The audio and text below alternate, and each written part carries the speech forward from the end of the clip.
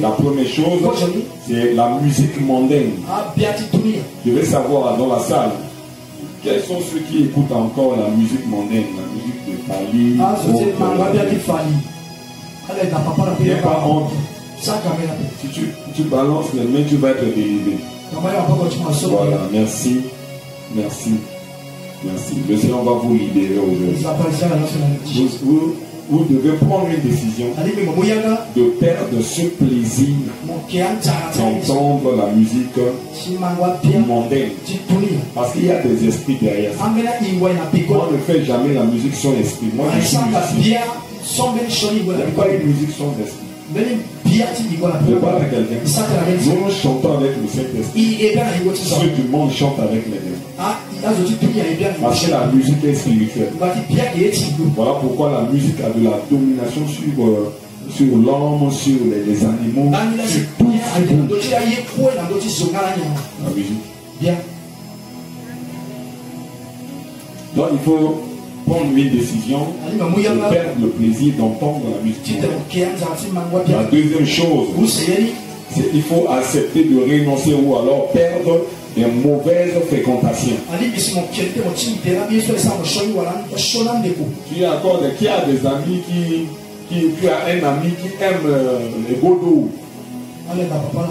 Qui a ce genre d'amis là? Tu as un ami comme ça. Personne n'a un ami comme ça.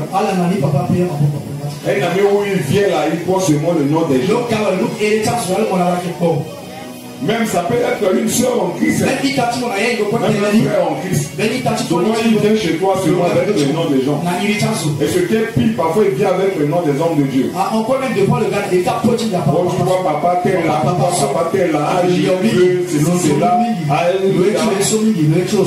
Qui me laisse, on va à l'église là-bas pour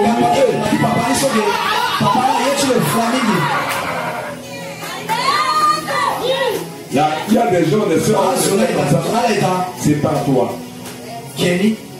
Alléluia. Tu joues avec ça, tu vas aller en enfer. Ne joue pas avec ça. Quelqu'un vient chez toi. Au nom de papa, il faut papa Junior, papa Morobo, papa Keita. Il faut le chasser. La place de ça n'est pas ici. Va voir, c'est ton père, non? C'est ton père, non? Tu l'appelles bien papa, non? Va chez lui. Tu dis ça. Hein? D'ailleurs, nos papas sont simples. Ils ne parlent même pas de gifler. Alléluia. Tu me dis pourquoi? Qu'est-ce que tu es en train de faire? Tu vas amener la malédiction dans ma maison. Moi j'ai trop de problèmes. N'a même pas encore d'autres problèmes sur moi. Est-ce que je parle à quelqu'un? Des mauvaises fréquentations. Tu as des amis qui fréquentent les marabouts. Je le sais, mais tu dis que c'est mon pote. Tu as des amis qui sont dans l'escroquerie.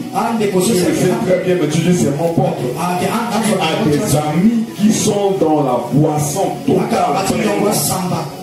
Alléluia. On dit souvent qu'ils s'assemblent se ressemblent. Alléluia. Il faut faire très attention. Fréquente un ami qui te partage la parole de Dieu. Fréquente un ami qui a un don spirituel que tu as. Comme ça vous allez parler le même langage. Et là j'ai reçu comme ça de la part du Seigneur. Lui aussi va te dire oui, moi aussi j'ai reçu ça. Fréquente un citoyen céleste. Sépare-toi des citoyens terrestres. Tu peux garder une bonne relation avec tout le monde. Mais là, je parle de la fréquentation. Moi, je salue tout le monde. Je salue les braqueurs. Je salue les voleurs. Je salue les sorciers. Je salue tout le monde. Alléluia. Je ne fréquente pas tout le monde. Amen. Bon, amen. La troisième chose que vous allez renoncer ou accepter de perdre, c'est perdre un emploi incompatible avec ta foi.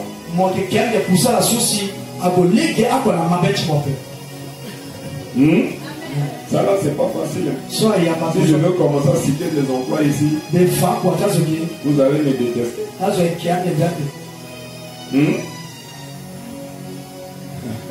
Je vais alors vous fonder. Un chrétien ne travaille pas dans des auberges. Les restaurants qui vendent la bière.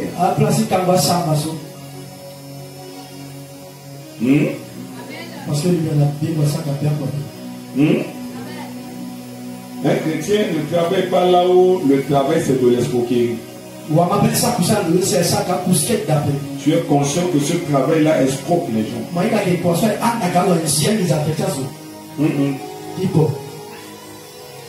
Si un chrétien est médecin, il ne va pas augmenter ou alors prendre un médicament qui n'est même pas approprié à la maladie de la personne. Peut-être si on veut parler à maman Vanilla, maman Mélissa. Alléluia. J'ai un problème. Tu me fais acheter de vitamines. Tu veux avoir de l'air. Un chrétien dans son commerce, il ne vole pas. Il ne met pas beaucoup de levure dans les gâteaux. Il ne met pas de levure dans les pâtes d'arachide.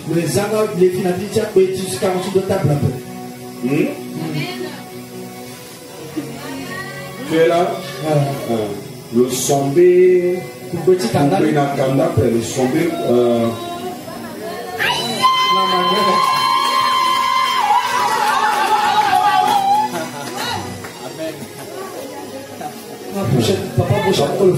Papa qui s'est recommandé de manger récemment sur le Ghana, mais dimanche, du coup, chacun a mangé.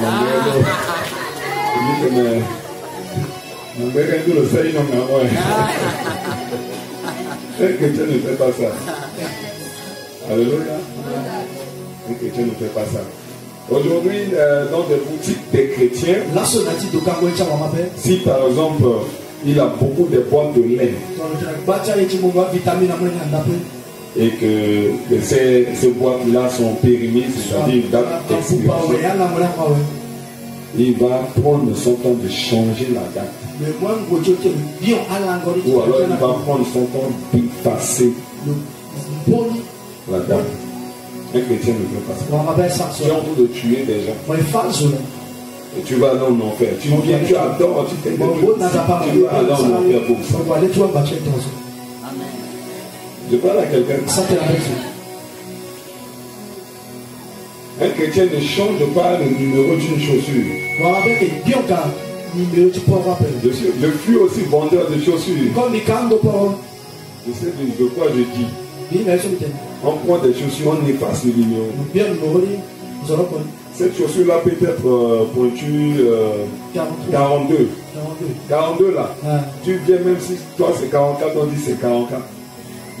Tu viens, tu dis tu es 43, on dit c'est 43. Alléluia.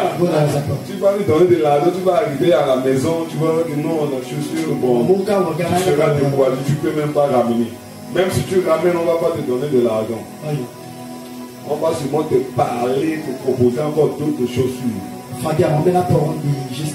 chrétien ne fait pas ça. Donne-moi bon appel. Alléluia. Amenez le bruit de l'ensemble aussi. Chrétien, qu'à quoi tu condamnes?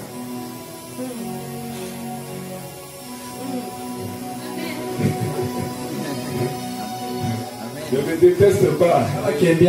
Alléluia. Tu sais très bien que le poulet là n'est pas bon. Mais tu prends ça, tu vends. Non. C'est ça, accepter de perdre. Ça va te faire chuter ton capital. Mais tu es en train de perdre pas pour les hommes, mais pour Christ. Pour être pur. Un peu comme ça. Amen. Un chrétien, s'il est maçon, il ne compte pas le ciment.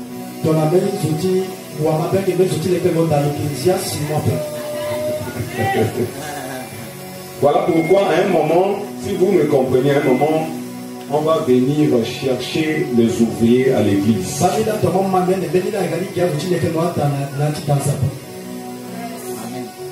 Dans le tailleur, le Ndianga, le Bangladesh,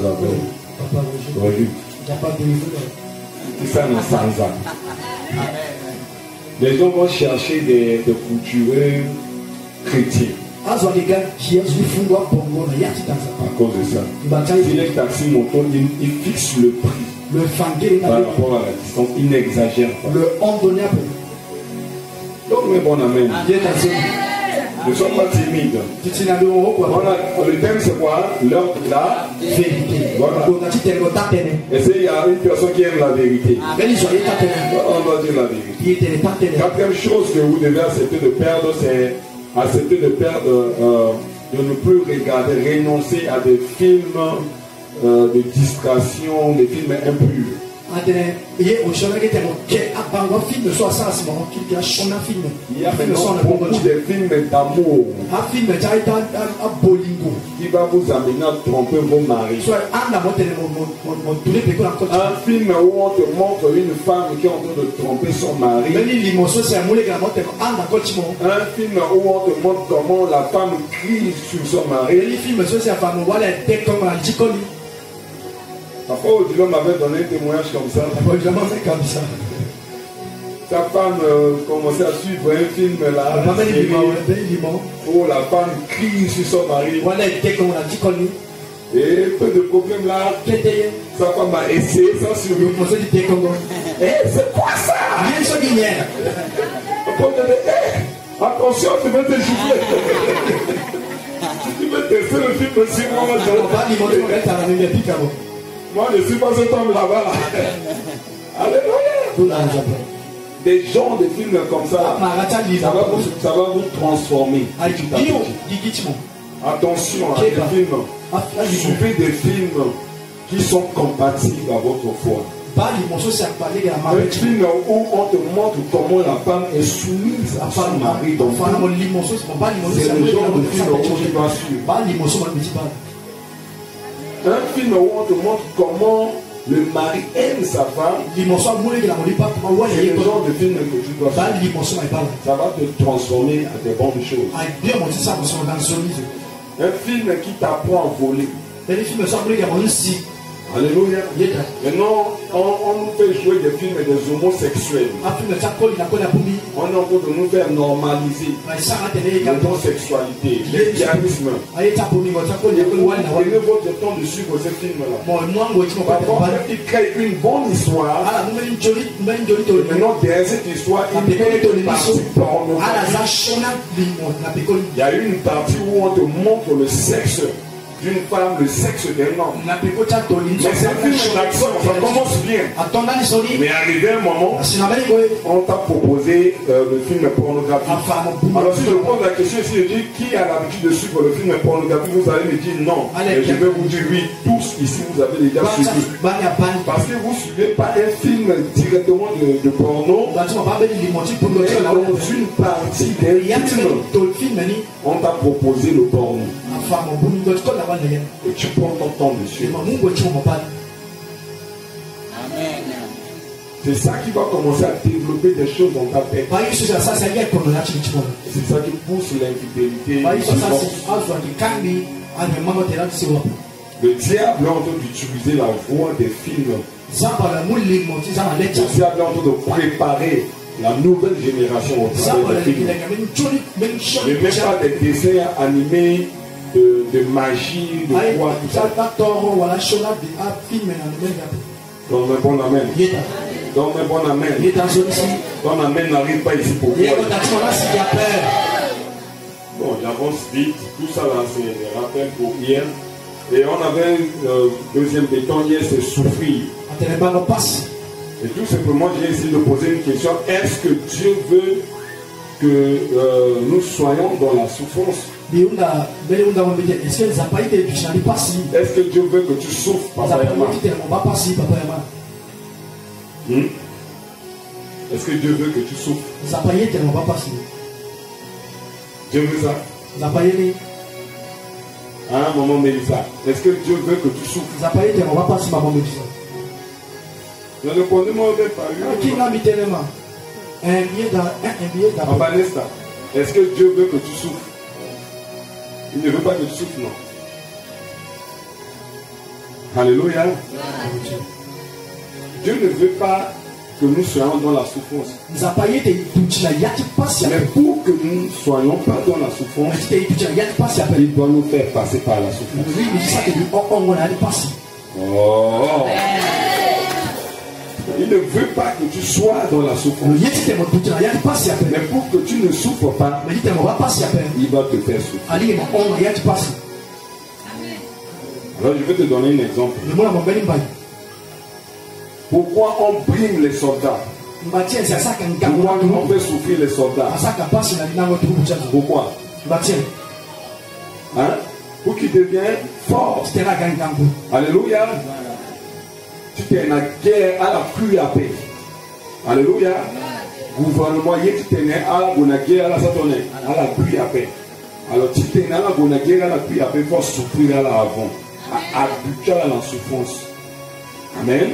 Et on a essayé de citer plusieurs raisons. Si je vais encore essayer de citer ça, je ne vais pas avancer dans le message. Donc, mais bon, amen. Amen.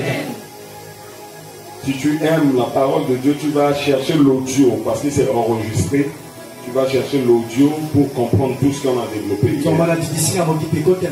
Alors aujourd'hui, nous allons placer le troisième béton. Pour ceux qui sont avec moi, qui est le troisième béton, c'est sacrifier. Bien que le dimanche surpassé, j'avais essayé de toucher. Aujourd'hui, je vais encore toucher. Alléluia. Le sacrifice libère la puissance de Dieu. Si quelqu'un veut monter dans la puissance de Dieu, le plus grand secret, c'est le sacrifice. Le sacrifice attire la puissance de Dieu. J'ai besoin d'un lecteur, 1 Corinthiens chapitre 1, verset 18. 1 Corinthiens chapitre 1, verset 18.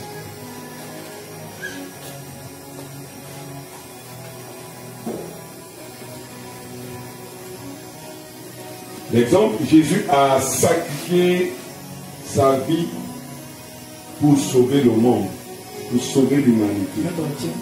1 Corinthiens, chapitre 1, verset 18. Le verset 18, j'ai lu au nom de Jésus. Car la prédication de la croix est une folie pour ceux qui périssent. Même pour nous qui sommes sauvés, elle est une puissance. Pour nous qui sommes sauvés, elle est une puissance.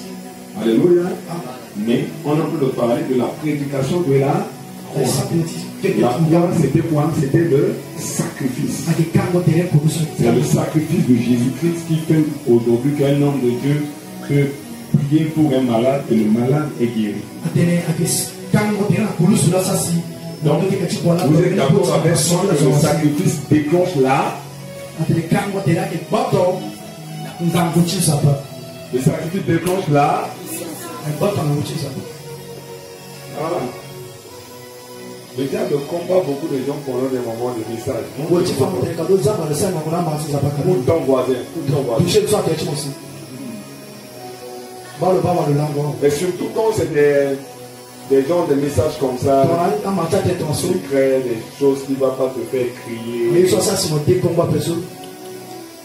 qui vont t'amener à être puissant.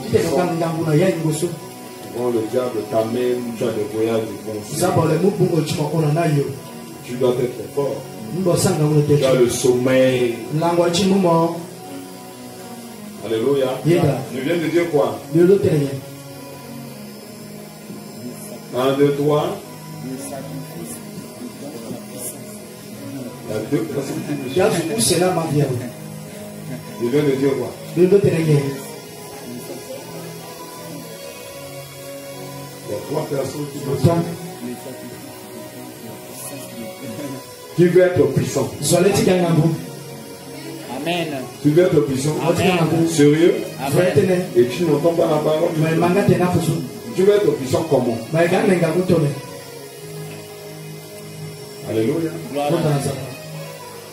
C'est le sacrifice qui déclenche la puissance de Dieu.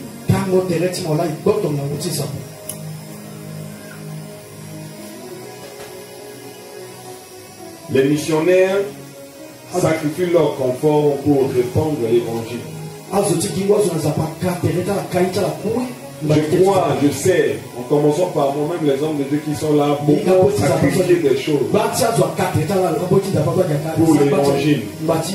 Les 12 apôtres ont sacrifié leur vie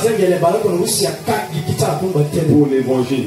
Voilà pourquoi l'église est puissante. On ne peut pas toucher à une église. Je parle à quelqu'un, mais on ne peut pas toucher à une église. Parce qu'il y a beaucoup de sang des gens qui ont été coulés. Ce que toi et moi nous sommes en train de faire. Voilà pourquoi si quelqu'un se lève contre une église, une petite église, il va tomber. Hein? Il suffit qu'on enlève ce mot, les mains, on dit, oh Seigneur, il y a beaucoup de sang qui ont coulé pour ce que nous sommes en train de faire. Et lui, il se lève pour nous interdire. C'est fini. Alléluia. Amen. Voilà pourquoi je te demande de respecter la parole de Dieu. De respecter ta Bible. Le sang des gens ont coulé pour ça.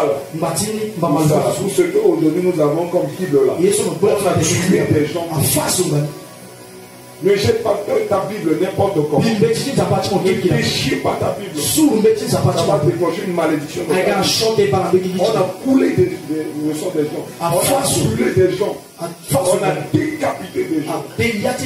Aujourd'hui, toi et moi, on a la parole. Alléluia. L'église est puissante et elle va rester puissante. Parce que Jésus a payé. Les apôtres ont payé. Les premiers chrétiens ont payé. Il y a beaucoup de gens qui ont payé. Et jusqu'à aujourd'hui, les gens continuent à payer. Est-ce que je parle à quelqu'un? Est-ce qu'il y a une personne qui est prête ou prête à payer? On ne vient pas à l'église seulement pour être béni. L'exemple est clair. Lorsqu'on prêche des messages de bénédiction, il y a un bon mouvement dans la salle. Vous êtes venus seulement pour recevoir. Non, on vient à l'église pour sacrifier. Tu es là pour sacrifier ta vie pour l'avancement de l'évangile de Jésus-Christ. Je parle à quelqu'un. Jésus-Christ veut que l'évangile touche toute personne, toute humanité. Et toi, tu dois perdre. Tu dois sacrifier ton argent, ta vie, tes temps. Alléluia. Pour l'avancement de l'évangile. Tu ne dois pas seulement te préoccuper de la bénédiction. Et là, je vous dis, la Bible est claire. Le bonheur et la grâce. Le bonheur et la grâce. Le bonheur et la grâce. C'est pas toi qui accompagne le bonheur et la grâce. Ça dit le bonheur et la grâce est derrière toi. C'est toi, tu te sacrifies pour servir le Seigneur. Corps, âme et esprit. Avec tes moyens.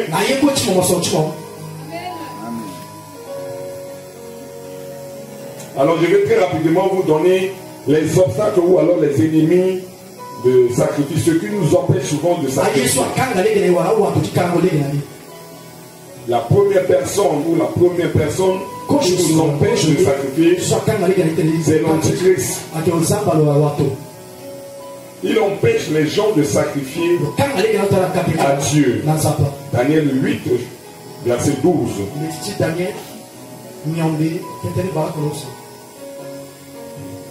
Daniel 8, 12.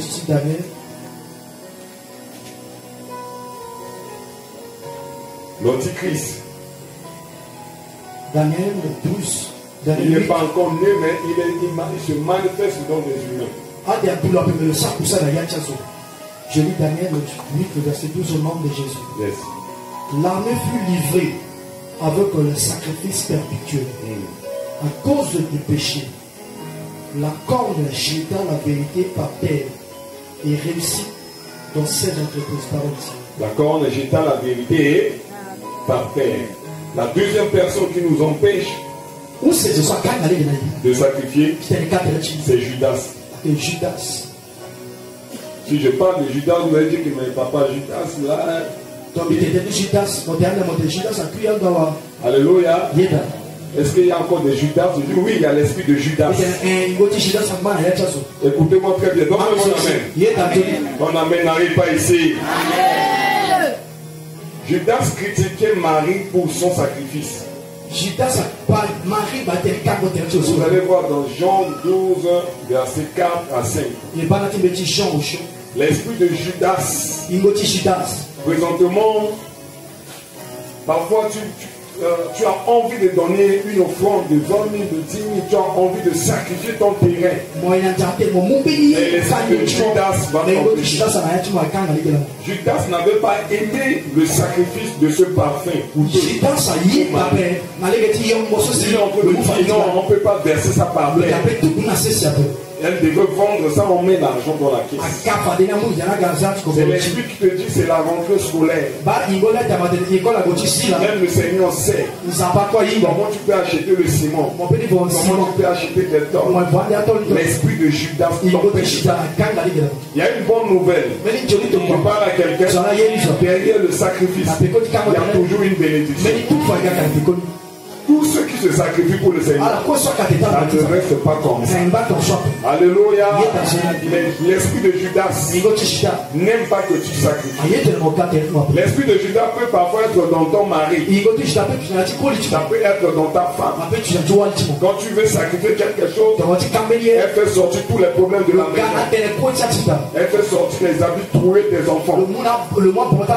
Tu as vu ça, tu as vu ça, tu as vu ça. Voilà pourquoi Abraham n'avait pas averti Sarah lorsqu'il a fait d'aller sacrifier Isaac. Abraham est en train de fuir l'esprit de Judas.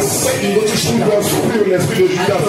Ça peut être des amis, ça peut être des faux chrétiens, ça peut être même un homme de Dieu. Tu viens, tu vois ton pasteur, tu lui dis voilà, je veux sacrifier mon terrain là pour le Seigneur. Il va te dire oui, mon fils, ce que tu es en train de faire c'est bon. Mais tu sais le terrain est très capital pour toi. Là, tu gardes ça, tu construis ta maison. Le Seigneur va te bénir. Tu promets seulement Dieu. Promets seulement Dieu. Parce qu'en te voyant là, je vois que tu n'as rien. C'est tout ce que tu as. C'est l'esprit de Judas. Si un homme de Dieu te dit ça, il faut lui dire non. Papa, je vais donner. Malgré que j'ai que ce terrain là. Mais Dieu m'a mis à cœur de donner. Je veux donner, je ne veux pas mourir. Est-ce que je parle à quelqu'un? Tu as pris l'engagement, mais c'est l'esprit de Judas qui t'a empêché de respecter ton engagement. Tu as trouvé l'argent, mais l'esprit de Judas te présente des problèmes. L'esprit de Judas te dit que ça là c'est urgent. Regarde, tu peux amener ça à la fin de la semaine. On est que lundi. Tu peux utiliser cet argent. Le Seigneur va te bénir. Il sait pour son œuvre, il va te bénir le vendredi. Alors que le Seigneur t'a béni le lundi, pour que tu achètes cet or-là. Alléluia. Mais l'esprit de Judas t'a trompé. Maintenant, jusqu'à la fin de la semaine, tu vas voir que maintenant tu n'as plus d'argent pour respecter ton engagement. Est-ce que je parle à quelqu'un? Ma prière en ce matin est que le Seigneur te délivre, le Seigneur te libère de cet esprit de Judas qui n'aime pas que tu sacrifies pour le Seigneur. Il n'y a pas de bénédiction si on n'est pas dans cette dimension de sacrifice. Souvent on donne les miettes au Seigneur. Je sais que tu as préparé une offrande aujourd'hui de 100 francs. Tu es là, tu as préparé 200. Je veux seulement te poser une question. Je vais te demander une chose. Fais ça pour moi, je t'en prie. Regarde d'abord toi-même. Regarde-toi. Fais ça pour moi, pardon. Regarde-toi. Tu ressembles à un PDG, non? Est-ce que tu es n'importe qui? Alléluia. Amen. Amen. Est-ce qu'il y a des hommes célibataires ici? Les célibataires. Voilà. Célibataire, non. Célibataire sans femme. Sans femme. Ah, papa. Ah, papa Abraham, papa. Allez, papa. Papa Roger, Dieu m'a beaucoup. Non, papa Herman avec une femme et des enfants. C'est un faux célibataire. Je parle des célibataires sans femme. Célibataire. Voilà.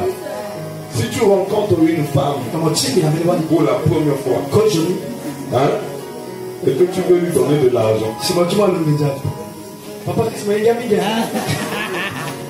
ça le touche. C'est son message. Acclamons pour papa Christ. Un vrai célibataire. Voilà, papa Christ, si tu rencontres une femme, hein, pour la première fois, ça commence toujours par des causeries. Et maintenant, tu veux la donner de l'argent pour la première fois. Tu vas la donner combien? Malgré que tu es taxi moto.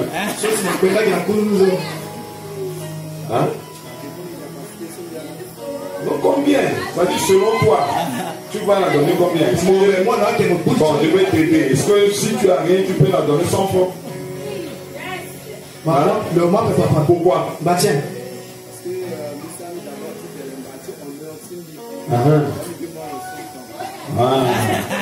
Elle doit quand même savoir que papa Christ a trouvé quand même, hein? Papa Christ. Vous allez voir un homme célibataire qui a trouvé une femme. Il suffit que la femme prend son téléphone. Papa bébé. C'est fini. Ah ouais. C'est fini. Ah ouais. Là. Lui qui n'a jamais touché le billet violet là. Il doit savoir là où il y a le trou où il va aller prendre le billet violet. Alléluia. Vous voyez comment on est en train d'honorer une personne, qui a sonné, qui a on réfléchit avant de donner. Mais pour le Seigneur, on ne réfléchit pas avant de donner. Qui a préparé son offrande depuis hier à la maison? Même avant-hier, qui a préparé son offrande? Vous voyez, personne.